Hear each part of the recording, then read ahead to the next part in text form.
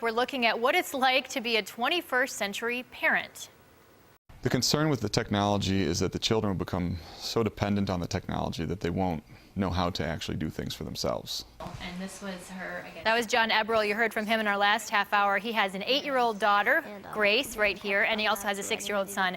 We talked about introducing technology to his children. And right now we have Mary McVee with us here in the studio. She's a professor from University at Buffalo's Graduate School of Education. Did you have any trouble getting in today?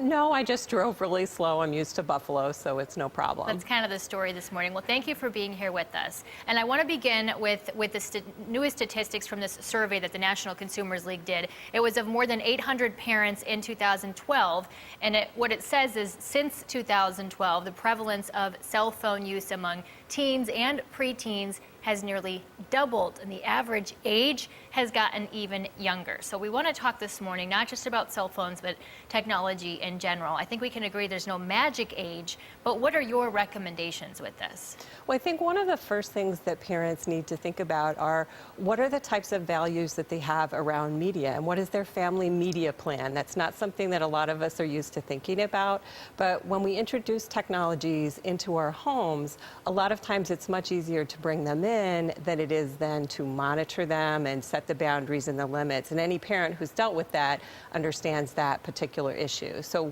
one thing is to think ahead. What do you want your family policies to be? And that includes cell phone use as well as other types of digital devices. How can you monitor the activity? You have to be more savvy than your kids, and that's not always easy. Absolutely. And I think one of the things that parents need to think about is where are kids engaging and what types of sites they're engaging in. So when it comes to cell phone use, a lot of parents are becoming much more aware of things like sexting, of kids being bullied through text messages, those types of things. But parents may not be as aware that kids are doing a lot of other things, especially if they have cell phones. They're going online, they're getting connected to other spaces.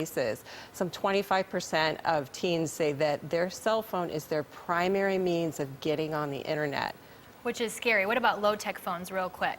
Low-tech phones, especially prepaid types phones, are one of the ways that parents can control for how kids get access to things. They're a great choice for parents who want to monitor their kids' use. Okay, great. Mary, thank you so much for coming in so early today. We appreciate your time.